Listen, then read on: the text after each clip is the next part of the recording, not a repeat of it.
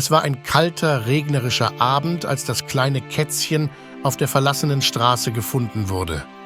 Sein einsames Miauen zerschnitt die Stille der Nacht, als es in einer verzweifelten Suche nach Hilfe umherirrte.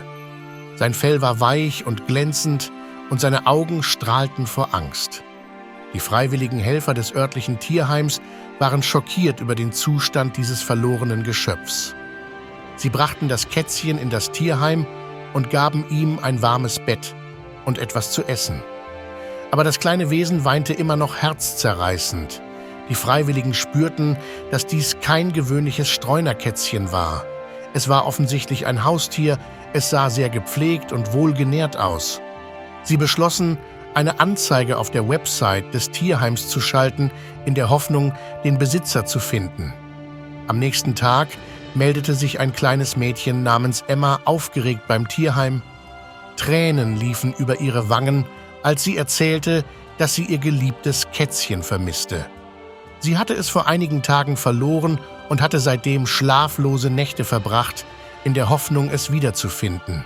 Die Freiwilligen zeigten Emma ein Foto des Kätzchens, das sie gefunden hatten, und ihre Augen weiteten sich vor Erstaunen. »Das ist es! Das ist mein Kätzchen! Das ist Simba!« rief sie aus. Es stellte sich heraus, dass Simba durch eine offene Tür entwischt war und sich in den Straßen verirrt hatte.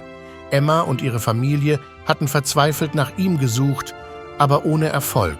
Als sie die Nachricht erhielten, dass Simba im Tierheim war ihre Freude unermesslich.